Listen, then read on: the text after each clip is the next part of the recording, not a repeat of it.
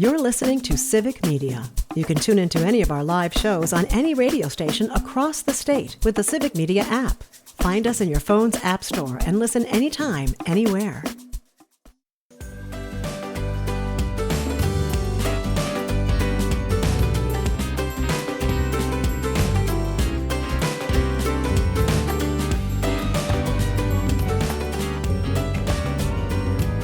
This one should be good. Here we go. All right. Across Wisconsin on Civic Media, you're listening to Mornings with Pat Kreitlow, powered by Up North News. He still isn't wearing a cowboy hat. I don't know what's up with that. I'm a little upset. Maybe he's got boots on. Maybe that's it. I got the boots. There we go. He's got the boots. He's the founding editor of Up North News. It's Pat Kreitlow.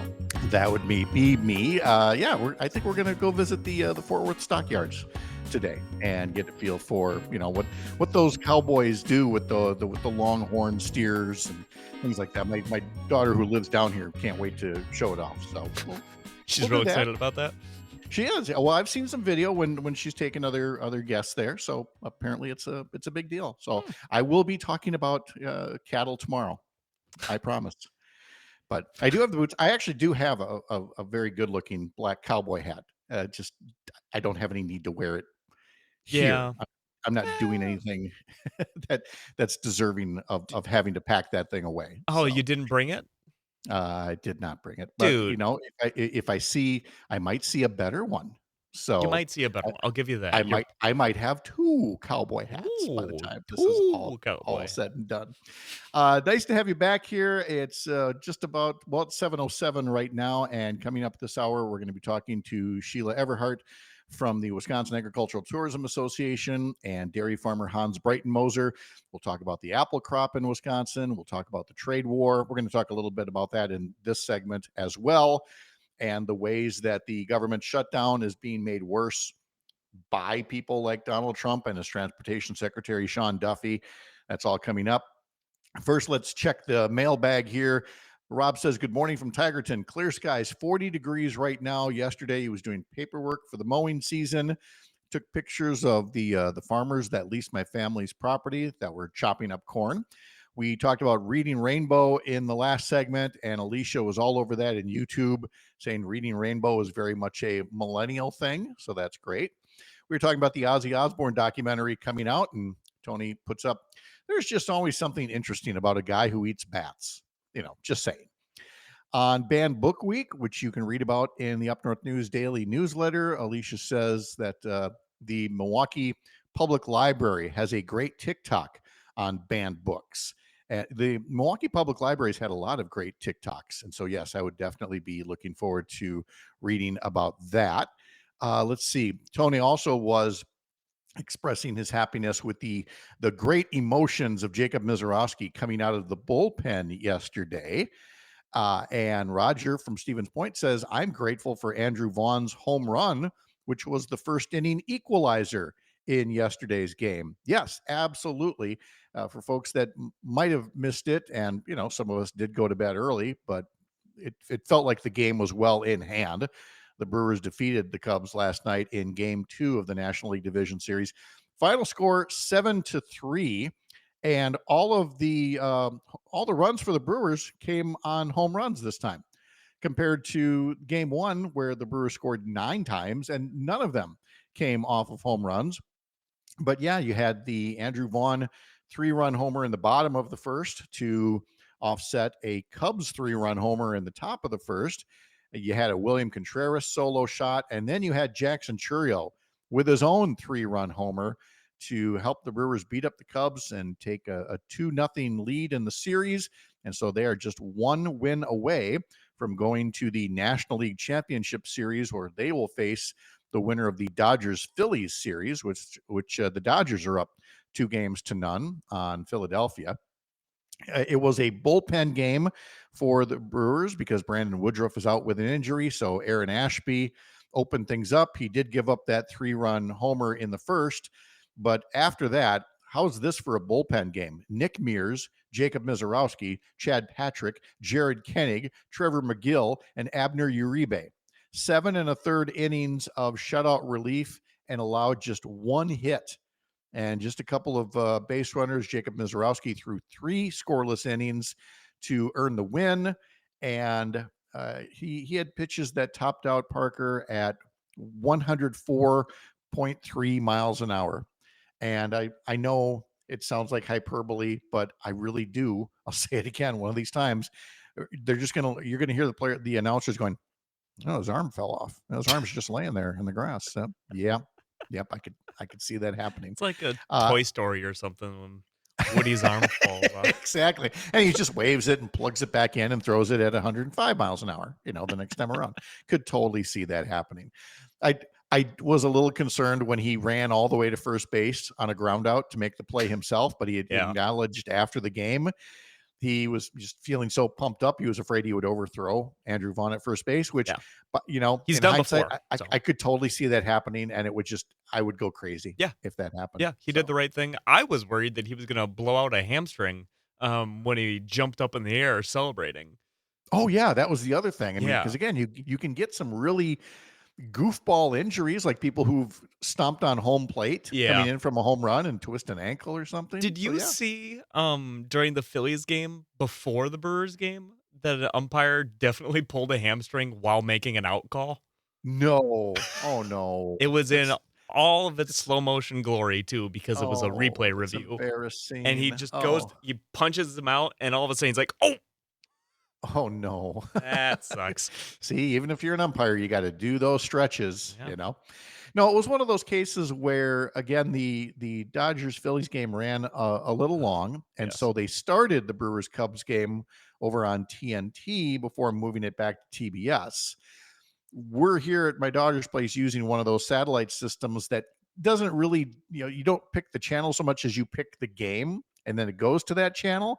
But of course, if it's on a different channel, good luck going to find it. I mean, we did eventually find a way to find the right channel to do that. But it's one of those TV things that just always bugs me, is like, just put the game where it's supposed to be. Yeah, you should. But you know what? You don't need to worry about it when you listen to it on the Civic Media Radio Network. Funny that you should say that, because game 2 will be, or game 3 rather. Oh, I've got my graphic is wrong on there. Game 3 of the series will be at Wrigley Field, and that will be tomorrow afternoon. The pregame will get started at 3:30 on several Civic Media stations: Richland Center, Oshkosh, Racine, Park Falls, and Hayward, where you could conceivably see the Brewers sweep. Now, again, if they don't, then game 4 will be at Wrigley. And then if needed, a deciding game 5 would be back at American Family Field come Saturday. So again, it'd be nice to wrap it up tomorrow, but you just got to win 1 out of the next 3. Yeah. I think as long as we win it at Chicago, I will be happy. That would feel really nice. Wouldn't it? Oh yeah. I could totally get into that. So again, congrats to the Brewers for a nice victory there, and giving us a little distraction from some of the realities of our headlines today, which include, a trade war, that include a government shutdown and things like that.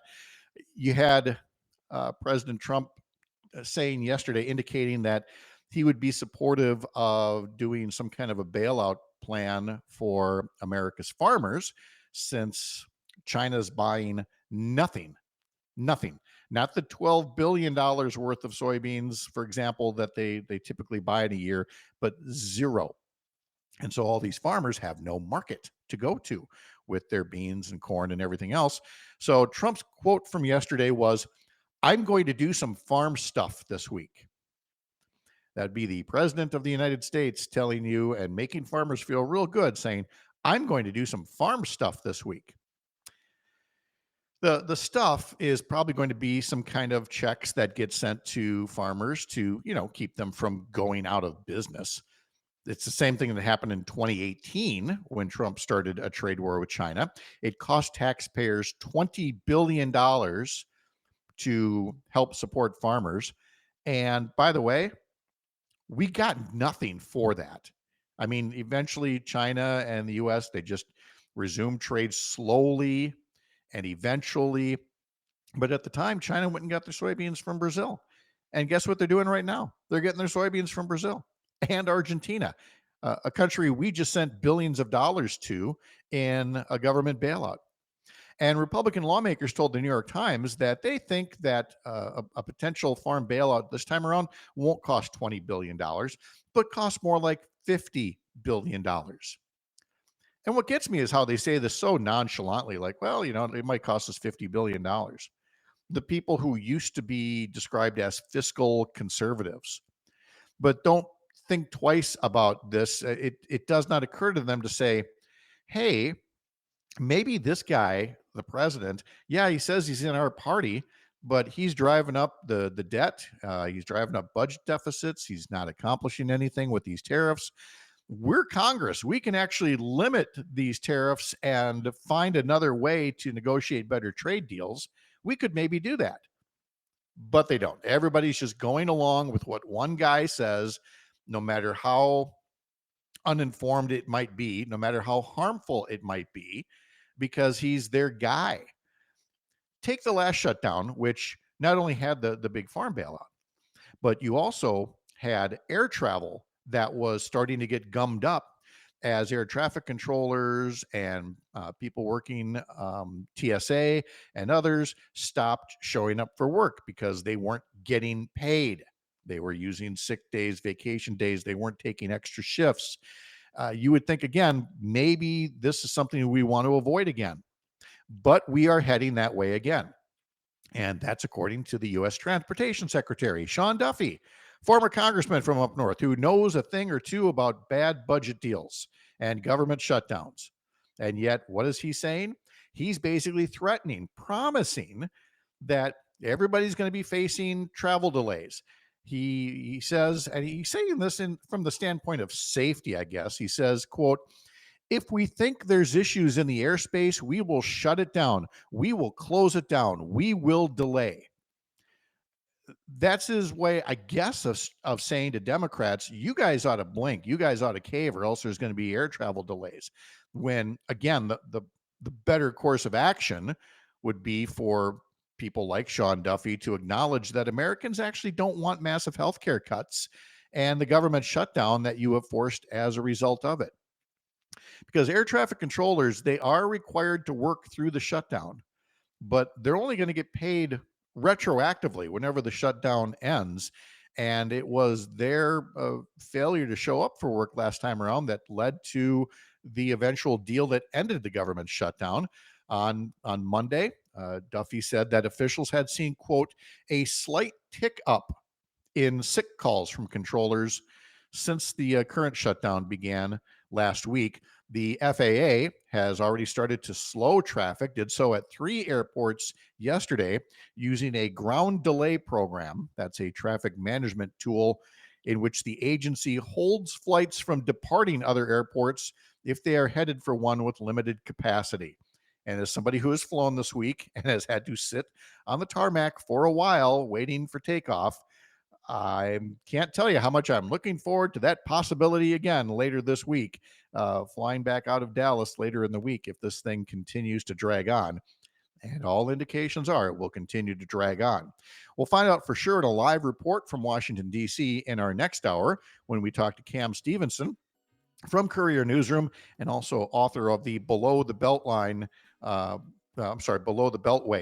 newsletter that you can get through Courier Newsroom. We'll talk to Cam Stevenson live from Washington, D.C., and Dan Schaefer from the recombobulation area about things that are happening in the Wisconsin state capitol. Again, that's all in our 8 o'clock hour. Coming up in about 15 minutes here, we will talk to Hans Breitenmoser and Sheila Everhart. A little more farm talk when we come back, especially emphasizing the apple harvest for this year. I'm Pat Kreitlow. This is the Civic Media Radio Network.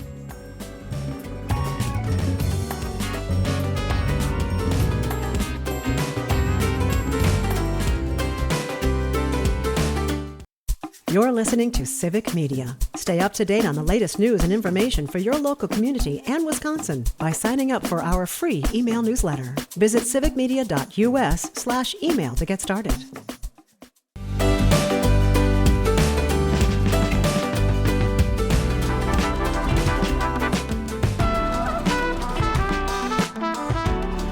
Get yourself signed up for our daily newsletter at upnorthnewswi.com. Click subscribe in the banner on top of the homepage. Ellie Bordeaux puts together our weekday newsletter, including a story about Banned Books Week and some virtual book clubs that are out there with an emphasis on reading banned books. Again, that and much more at upnorthnewswi.com. Click subscribe up in the banner on top of the home page.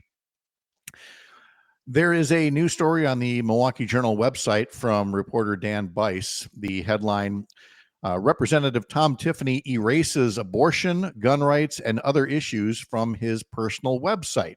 And Bice notes, and actually, let me back up a step before I tell you what's in the Dan Bice article today. I haven't done this for a little while.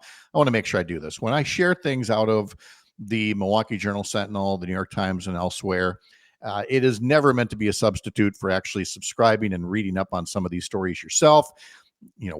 I personally am a subscriber to news websites, and you should do the same thing as well. If some of these stories intrigue you and you want to go look for them, you should be supporting good journalism. There are other places, that don't have a paywall yet. They might have, for example, at Up North News, we don't have a paywall. We're never going to have a paywall.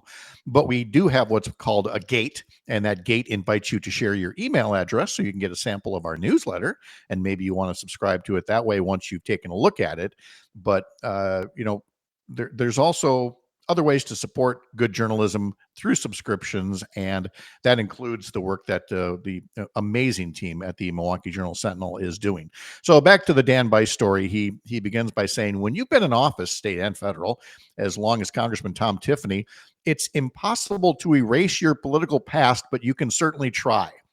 And Bice points toward a website called The Wayback Machine, which preserves snapshots of websites. And it shows that Tiffany at tomtiffany.com had a webpage as of September 17th that listed lots of hot button issues and his positions on them, including abortion and gun safety and crime and immigration. And as he likes to always call it, communist China. But if you look at tomtiffany.com today, the issues page is gone. It's been replaced with something called solutions, with things like protect what makes Wisconsin great and lower costs for every Wisconsinite. And apparently the new solutions page, according to the Dan Bice story, makes no mention of guns. There is one mention of immigration. There's one mention of China. Nothing about abortion, nothing about the deficit. That last one makes complete sense because Tom Tiffany is as hypocritical as any other Republican in talking about the deficit. We can't afford that. We can't afford to support health care. We can't afford to support education. We're spending too much. We've got to keep the debt and deficit down, they love to say. Until they just voted, as they did, to add another $4 trillion to the national debt, to pay for more than $4 trillion in tax cuts geared toward the very wealthy. So I'm not surprised that he's saying a little bit less about the debt and deficit. But Bice goes on saying the interesting note here is that Tiffany and his team made the switch in the days leading up to his September 23rd announcement that he is now running for Wisconsin governor next year. Wisconsin Democrats, of course, were quick to call out Tiffany. You had Phil Schulman, the spokesperson for the state Democratic Party, saying Tariff Tom is scrubbing his website of abortion and other issues because he knows he's going to have to deceive voters about his extreme record if he's going to win next November. Now, folks with the Tiffany team say there's nothing unusual about updating your website when you're running for, a new office, in this case, governor. But folks have also noticed that when it comes to, for example, abortion rights, that Tiffany is, in fact, some would say shifting his view on abortion. I do not say that. I don't believe he's shifted his views one little bit. He's simply trying to have it both ways. And we've talked about this shortly after he announced that he was running for governor, and talking about in a very, shall we say, generic way, that he supports current state law. And current state law is a 20-week limit on women's reproductive health rights. And I stand by that, and I will uphold that legislation, is what Tiffany told reporters on September 4th. He says, as the governor, I do not plan any changes. And that's very key. That's very well thought out. I do not plan any changes. in much the same way that Scott Walker had said, I'm not planning to do anything with new union busting laws. And of course, once he was reelected, like the very first bill that was sent to him by the legislature was some more union busting laws. And he could not sign that thing fast enough. And of course, when questioned, he was like, no, it wasn't one of my priorities, but it clearly was the legislature. They sent me this bill. What was I going to do? I support it. I'm going to sign. That's exactly where Tom Tiffany is. He has consistently been supportive of near or total abortion bans in Wisconsin. He's been endorsed by a couple of the most extreme groups out there that would remove women's reproductive bodily autonomy. And so don't think for a moment that if he were elected governor, and if the Assembly and Senate were to stay in Republican hands and were to send him a near total abortion ban in Wisconsin, that he wouldn't sign it. He would sign it at the drop of a hat. And so the fact that he does not advertise that, he does not trumpet it on his personal website the way that he used to, does not reflect some kind of evolution. This all is, again, a reminder that you cannot simply look at what any candidate or politician says in the moment, unless they are explicit. If they explicitly say, I have changed my position on something, I've changed my way of thinking on this, that's one thing. But when you get what Tom Tiffany's given you is just kind of this, mealy-mouthed, well, I support the way things are right now. Again, people will say a lot of things to get elected. And then once they get elected, you see who they really are, which is a lot of what's reflected in what they've already said and written. Hans Breitenmoser and Sheila Everhart are coming up after the Midwest Farm Report. I'm Pat Kreitlow. This is the Civic Media Radio Network.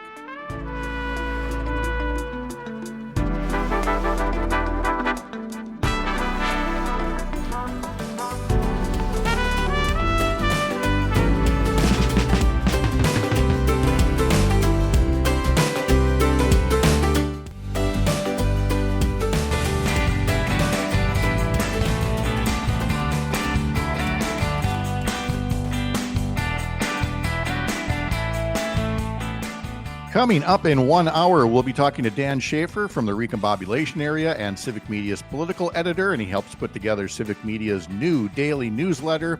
Sign up for it at civicmediatoday.substack.com. Again, civicmediatoday.substack.com.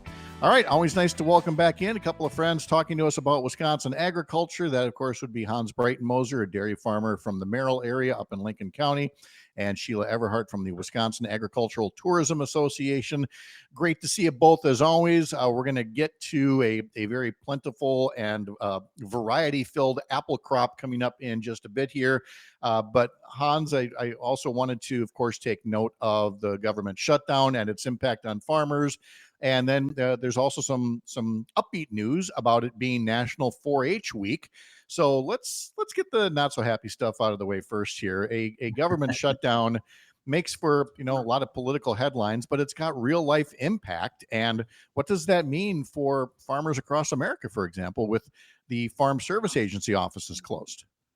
Well, it sort of stinks, Pat, because the Farm Service agencies are our local connection to the federal government and any federal government programs and so forth. And one of the things that happens this time of the year, of course, is that there's a lot of corn and soybeans being harvested. And what a lot of guys will do is especially when prices are low, they harvest those commodities, and rather than sell them at harvest low prices, they will borrow against them through the Farm Service Agency.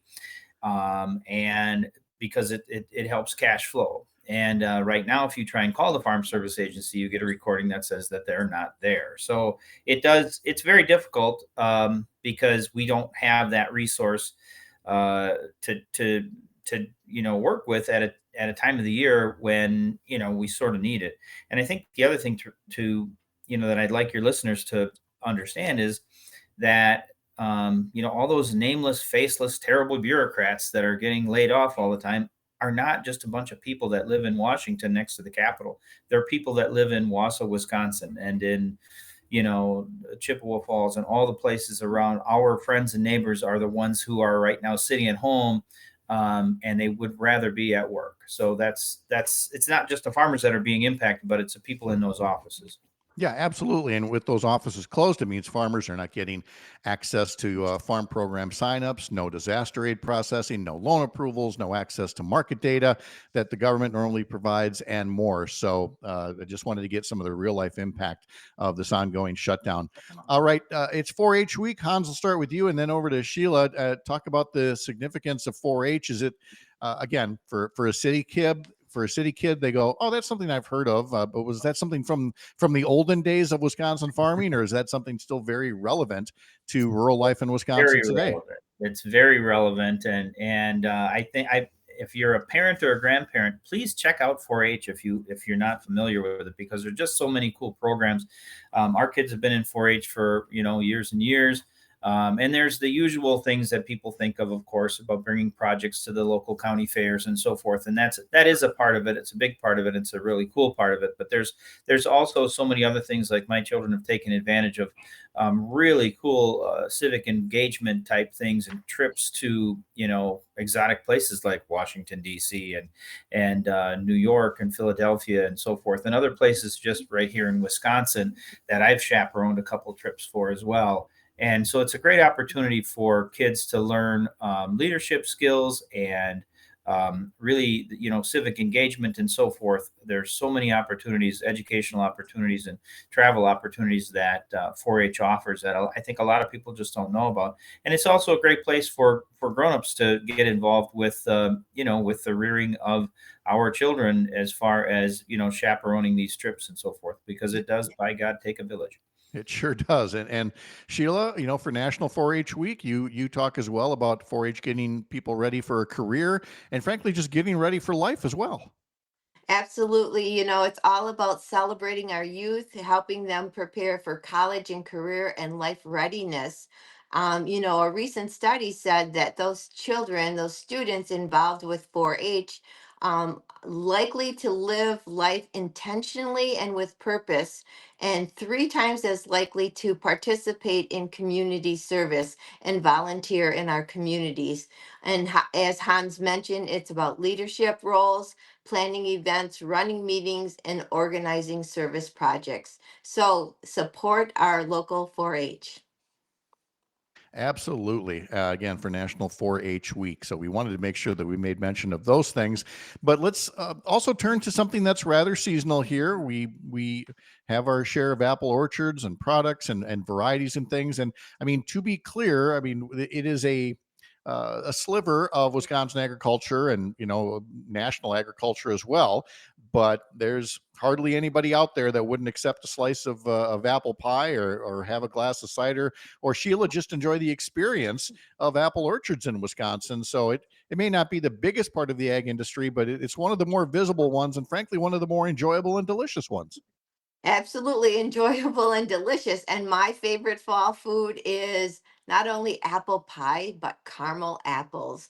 And, traveling from orchard to orchard to see who has the best caramel apples, that's right up my alley. October is National Apple Month, and we celebrate that in promoting the consumption and appreciation of our Wisconsin apples. This started in 1904, but people enjoy eating fresh apples, picking apples from the tree, learning about the best ways to bake apple desserts, and just to experience apple cider donuts, fresh apple cider.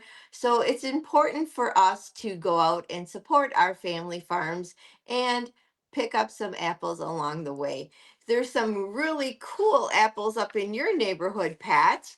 Apple Orchard, all on County Highway 00. Are you familiar with some of those orchards, Pat? I have definitely seen them, and they are most certainly busy places this time of year. And so, tell folks a bit more about what you can expect if you want to go visit some of these orchards. Right, you have Bushel and Peck on Highway 00 in Chippewa Falls, and the Connell Family Orchard. Family Roots Orchard is the oldest orchard up in your neighborhood. And then there's Dixon's Apple Orchard. And it's really interesting about Mr. Dixon, Fred. He had started growing a famous champagne apple that he helps to create some apple ciders and some hard apple ciders with that champagne apple.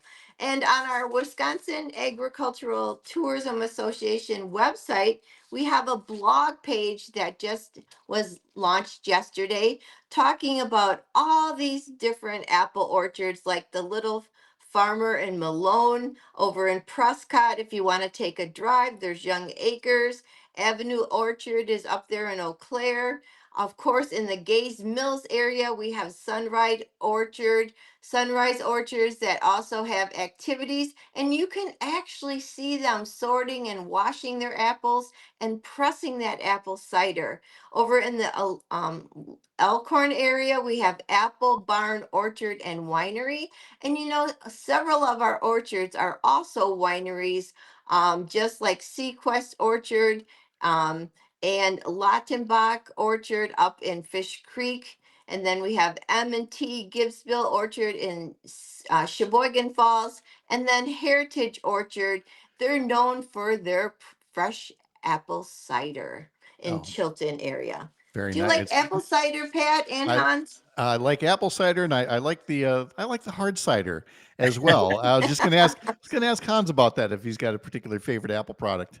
Yeah, a good hard cider goes a long way, after a hard day's work. But I wanted to mention Helene's Hilltop Orchard is 2 miles from my place, and absolutely a beehive of activity this time of the year. They do a wonderful job. They got lots of trees and a bakery, and it's just a total hotspot in our area this time of the year.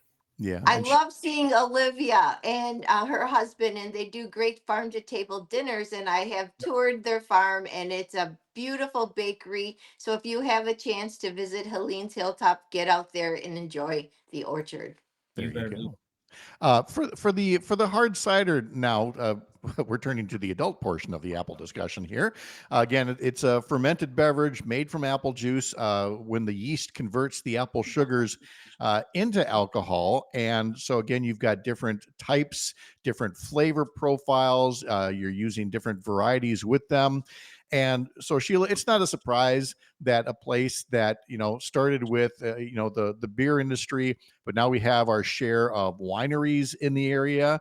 That cider would also be a natural byproduct of some of the many good things we produce in Wisconsin. Yes, and our farmers are innovative and they're creative, and so they always look at what they are producing and how can they add value to their crops. And by producing hard apple cider, that is just opening another market for them to sell their products. Yeah. Now, in terms of the variety of products and how to use them, it's been a while since I learned this, but it took me a while to appreciate that not all apple varieties are created equal, and something that you might like to eat as a plain apple is not necessarily the best one for a pie or for jelly or something like that. And I know you shared with me a rather detailed chart of all the different apple varieties you can get and all the different ways you can use them, which is not to say you can't use them for everything, but some are going to taste better than others. I would imagine. Absolutely, and some of them are across the board because the chart was uh, created by Sunrise Orchards and Gaze Mills. And so if you take a Honeycrisp apple right across the board, they're perfect for everything: eating, pie, sauce, baking, freezing, jelly, salad, and pickling. But if you take something like the red Wisconsin Delicious apple, they're known for eating and they're known for salads. So, when you're going out to pick your apple, of course you want to pick for flavor, but also decide if you're buying your apples in bulk. Maybe you're going to get a full bushel of apples. You want to look at how are you going to utilize those apples, and finding the apple guide variety and availability and uses chart is a perfect way to help you make your apples go a lot further and last all the way through the winter season. Yeah, by I will storing second that. properly. I will second that by noting that, it's something when you realize that red delicious apples are wonderful for eating, right off the table there, but are not necessarily going to be the best thing to put in a pie. And then you discover something else that is. At the other end of the spectrum, you mentioned Honeycrisp is like perfect for everything. That's so true that I sometimes have to remind myself, Hans, to go shop for some other varieties. Man cannot live on Honeycrisp alone. Well, maybe I could, but you really should find out what else is the right thing for you. I've talked about Sherry's Apple Crisp being just amazing. Do you have a favorite, either a pie or something else that's your favorite Apple product besides the beverages, Hans? Well, I was going to say the hard cider. You took my answer. Look at me, Pat. Do I look like a guy that's averse to apple pie? No. Thank you. You've got that all-American look to you, as any dairy farmer would here in Wisconsin. And again, to learn more, you can always check out the Wisconsin Agricultural Tourism Association website. And there's so many other resources to learn more about apples in Wisconsin. We definitely appreciate the diversion to visit a virtual orchard here for a little while. Hans, thank you. Sheila Everhart, thank you so much as always. Hope you have a great day. Thank you, Pat. Thank you for supporting Wisconsin agricultural tourism and our family farms. We appreciate Civic Media. Well, thank you so much. I appreciate that too. Dan Schaefer from the Recombobulation area and Cam Stevenson from Courier Newsroom live on Capitol Hill coming up. I'm Pat Kreitlow.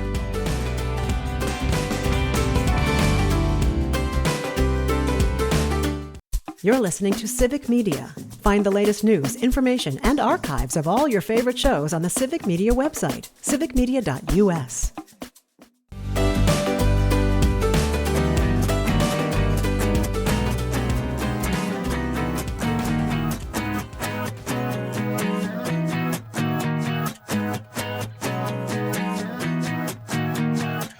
Well, we have covered a lot of ground today, and we've still got more to do. And of course, not everybody can sit around here for 3 hours. I mean, I do, but that's my job, to sit here from 6 to 9 a.m. sharing all this information with you. But if you can't hang around for the whole 3 hours, well, don't miss anything. You can pod this program by heading over to Spotify or Apple, wherever you get your podcast.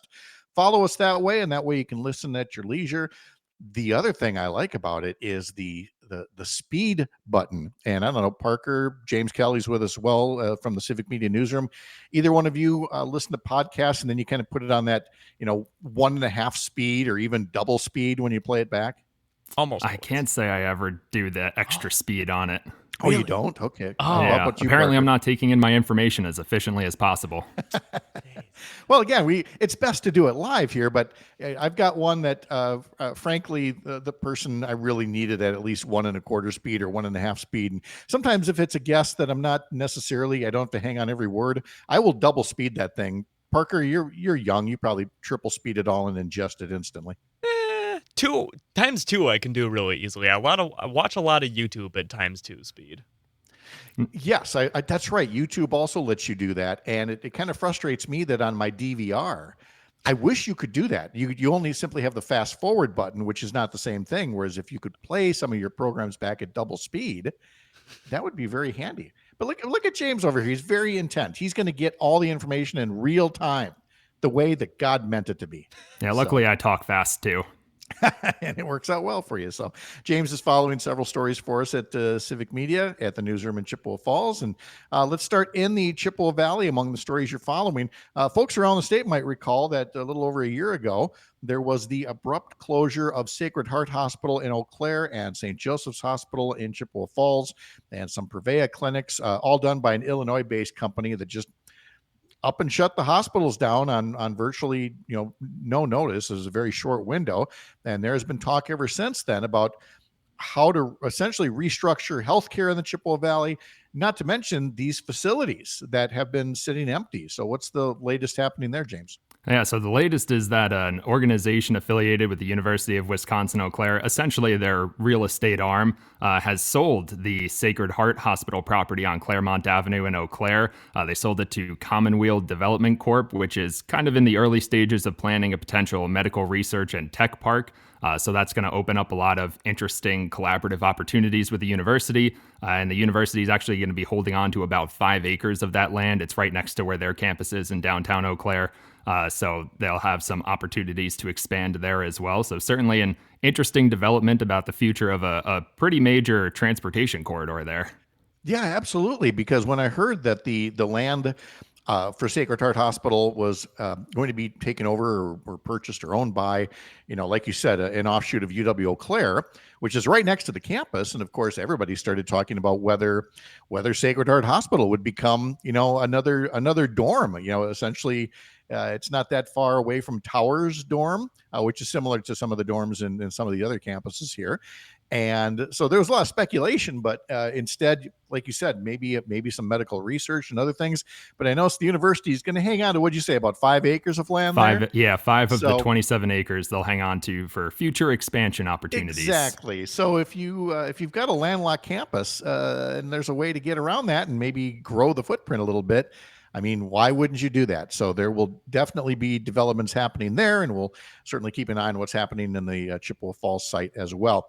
Let's head much farther up north for the Enbridge Line 5 pipeline and what's happening with either rerouting that oil and gas pipeline or some are certainly still trying to fight its operation at all. What's happening up there right now? Yeah, so as you know, Pat, there's been this contested case hearing going on for a few weeks between Ashland and Madison. They've had multiple hearings, and last week they finally wrapped up. So the decision is now up to an administrative law judge on whether the project will go forward or whether there are environmental concerns. One thing that I did find interesting in a WPR report about this project is that the Biden administration's EPA found that there could be some risk of substantial impact to the area waterways, which is the main concern of tribal groups and environmental conservation groups. And the EPA under the Trump administration found that there would be no negative impacts to the surrounding areas. So a little bit of disagreement there. Either way, this decision can be appealed. I would assume that whichever side ends up on the losing side of the administrative judge decision will appeal that decision. So this will probably go forward. I am shocked, I tell you, to hear that there's a difference between the environmental harms that the Biden administration saw versus the environmental harms that the Trump administration has not seen. I am absolutely floored by this, but I don't doubt that James will continue to follow the hearings themselves. And if you're not familiar with all the background of it, Enbridge is Line 5 that runs across the northern edge of Wisconsin there. The Bad River Band of Lake Superior Chippewa wanted to stop operating. Enbridge has said, actually, we'll just route it right around the reservation. But of course, it's still in an environmentally sensitive area, which is why you have these ongoing hearings that James was talking about. And finally, let's look at the Red Cedar River, which flows, through Rice Lake and then down toward Menominee. And it has long had a problem with phosphorus levels. What's the latest on what the research is showing there, James? Yeah, so this was a report, the annual report from the Red Cedar River Water Quality Partnership. They kind of do monitor these issues with the Red Cedar watershed, which spans 9 counties, mostly in Dunn and Barron counties. Last year's report found that they kept 11,000 pounds of phosphorus out of the waterways, in large part due to kind of better soil health practices for farmers in the area, supported by DNR grants and research efforts. There's a lot of university research going into water quality these days, especially in this region, so certainly an area of impact. Oh, gosh, without a doubt. I mean, the algae bloom problem has gone on for decades. And so every little advancement to keep phosphorus out of there is appreciated. James Kelly, following these stories and more across northern and western Wisconsin from our Civic Media newsroom in Chippewa Falls. James, good to see you. Have a wonderful day. Have a good one, guys. All right. And coming up in our next hour, we'll be talking to Cam Stevenson from Courier Newsroom, live from Capitol Hill. And then later, Dan Schaefer from the Recombobulation area on what's happening at the state capitol. I'm Pat Kreitlow. This is the Civic Media Radio Network.